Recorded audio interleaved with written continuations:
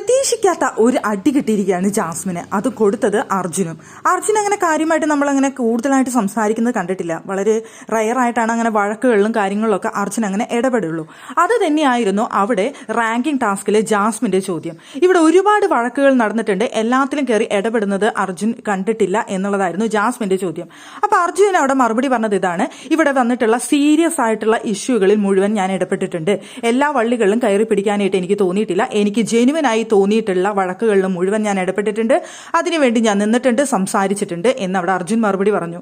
ആ സമയത്താണ് ജാസ്മിന്റെ വീണ്ടും ഒരു ചോദ്യം: ഇവിടെ ഒരുപാട് വഴക്കുകൾ നടന്നിട്ടുണ്ട്, ഓരോ 19 എണ്ണെങ്കിലും നടന്നിട്ടുണ്ടാവും, അതിൽ 3-4 എണ്ണത്തിൽ മാത്രം കയറി ഇടപെട്ടിട്ടുള്ളൂ എന്ന് പറഞ്ഞു കഴിഞ്ഞാൽ അതെങ്ങനെയാണ് ശരിയാവുന്നത്? അതിൽ കൂടുതൽ ഇവിടെ ഇടപെട്ടിട്ടുള്ള ഒരുപാട് ആൾക്കാരുണ്ട്, സിജോ ഉണ്ട് എന്നൊക്കെ പറഞ്ഞിട്ട് ഉദാഹരണം പറയുന്നുണ്ട്, റസ്മിൻ ഉണ്ട്, ഇങ്ങനെ ഒരുപാട് പേര് അതിൽ കൂടുതൽ ഇടപെട്ടിട്ടുണ്ട്.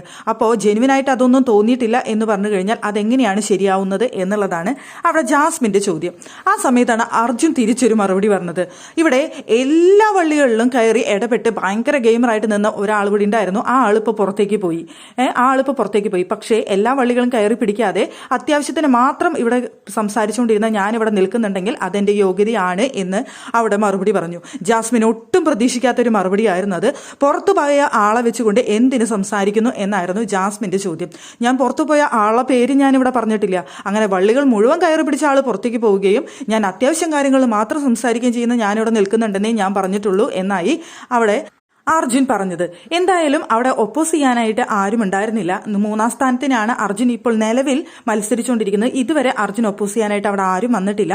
പക്ഷേ ജിൻഡോ പറഞ്ഞു അർജുൻ അവിടെ 3-ാം സ്ഥാനത്തിന് യോഗ്യനാണ്, അർജുൻ അവിടെ നിൽക്കണം എന്നാണ് ഞാൻ വിചാരിക്കുന്നത് എന്ന് ജിൻഡോ അവിടെ പറയുന്നുണ്ടായിരുന്നു.